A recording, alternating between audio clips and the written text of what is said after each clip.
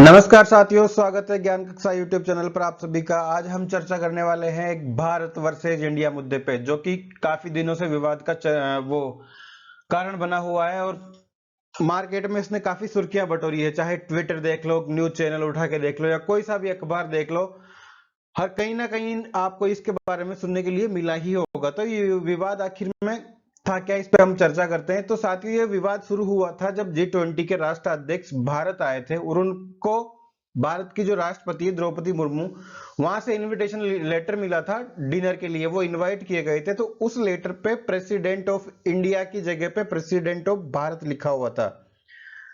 हम देखते आए, हमने पहले भी कई सारे लेटर्स देखे, उन पे सभी पे प्रेसिडेंट ऑफ इंडिया लिखा जाता था। पर अभी क्या हुआ कि जब वो यहाँ पे आए तो G20 के नेताओं को इनवाइट किया गया, तो उसमें प्रेसिडेंट ऑफ भारत उस लेटर के अंदर लिखा गया था।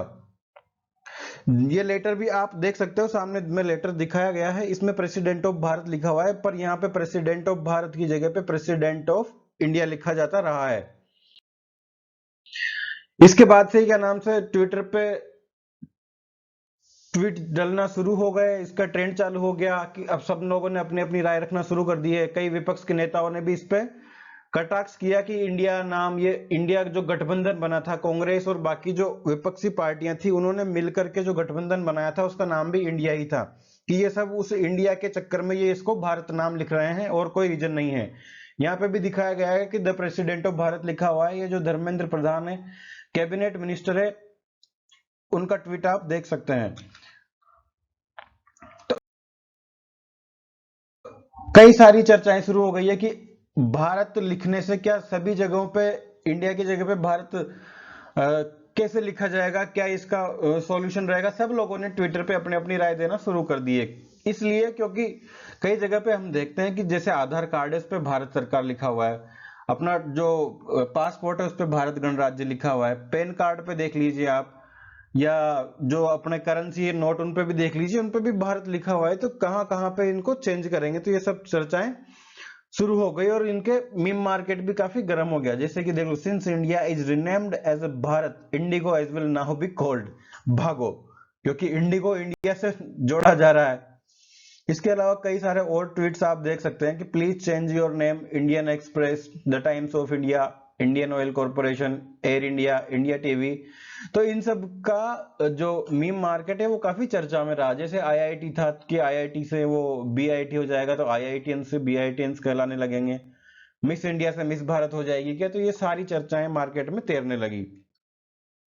पर असल में क्या है कि संविधान के अंदर इसका मूल वो क्या है कि भारत है या इंडिया है संविधान में। तो संविधान में दोस्तों साफ साफ लिखा हुआ है अनुच्छेद 1 के भाग 1 में कि संविधान देश के नाम और स्वरूप को परिभाषित इसमें किया गया था। तो अंग्रेजी में जो संविधान की कॉपी है उसमें लिखा हुआ है इंडिया दैट इज भारत, यानी कि shall be union of states, यानी कि यहाँ प्राथमिक नाम के रूप में इंडिया शब्द पर बल दिया गया है।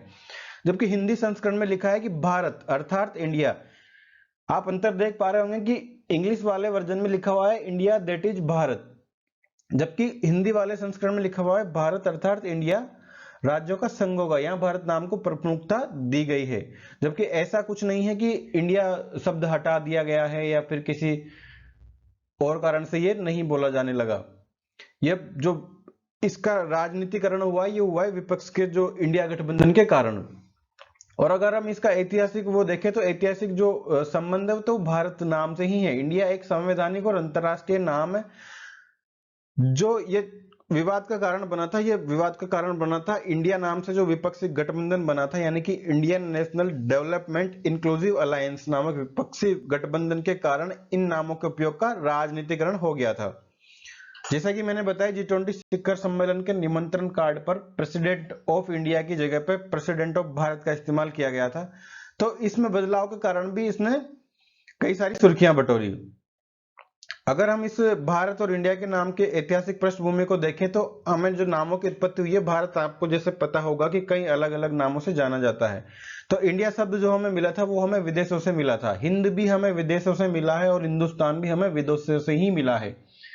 भारत हमें भारत की संस्कृति से, भारत के ऋग्वेद जो पुराने ग्रंथ हैं उनमें से हम देखते हैं कि भारत शब्द का इस्तेमाल उसमें इस देश के लिए किया गया है। जबकि ये बाकी जो भी नाम है ये सब हमें विदेशों से प्राप्त हुए हैं। जैसे हिंद हमें अरबी और फारसी से प्राप्त हुआ है, हिंदुस्तान हमें तुर्की से प्राप्त हुआ है। ये लोग क्या करते थे कि सिंधु नदी है उसके दक्षिण और पूर्व की भूमि को संदर्भित करने के लिए इन नामों का उपयोग करते थे। अगर ऐतिहासिक उपयोग हम इसका देखें तो अफगान और मुगल शासन के दौरान हिंदुस्तान शब्द का उपयोग प्राय भारतीय उपमहाद्वीप की उत्तरी क्षेत्रों को दिखाने के लिए किया जाता रहा है। बाद में फिर यूरोपीय उपनिवेश शक्तियां हैं, जो फिर इंग्लैंड वाले आ गए, ब्रिटिश वाले आ गए, इन्होंने आके यहाँ पे कब्जा कर लिया। तो ब्रिटिश ने न केवल उत्तरी क्षेत्र बल्कि पूरे महाद्वीप का वर्णन करने के लिए इंडिया शब्द का उपयोग किया था। तो वहां से ही ये इंडिया शब्द नाम चला आ रहा है। आपको पता होगा इंडिया को कई नाम से जाना जाता है, भारत को जैसे मेहुला, भारतवर्ष या भारत, आर्यवर्त, जम्बू द्वीप, हिंद या हिंदुस्तान या इंडिया, कई सारे नामों से जाना जाता है। अब जो नाम बदलने वाली ये चर्चाएं शुरू हुई थी, ट्विटर पे देख लो या किसी भी न्यूज मीडिया में देख लो, तो ऐसा क्या किसी ने पहले नाम चेंज किया है क्या? तो हाँ किया है साथियों। सियाम, जो कि अब थाईलैंड के नाम से जाना जाता है, इसने 1939 में अपना नाम चेंज किया था। जेरेसे हुआ था डेमोक्रेटिक रिपब्लिक ऑफ कॉन्गो, इसने 1997 में अपना नाम बदला था।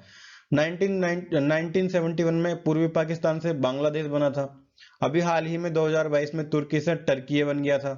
तो इन सभी देशों ने भी अपना नाम चेंज करवाया है। तो ये था मुद्दा साथियों भारत और इंडिया का। ना ही इंडिया संविधान से हटाया गया है, ना ही कुछ ऐसा हुआ है, सिर्फ और सिर्फ इसका राजनीतिकरण हुआ था। तो थैंक यू सो मच।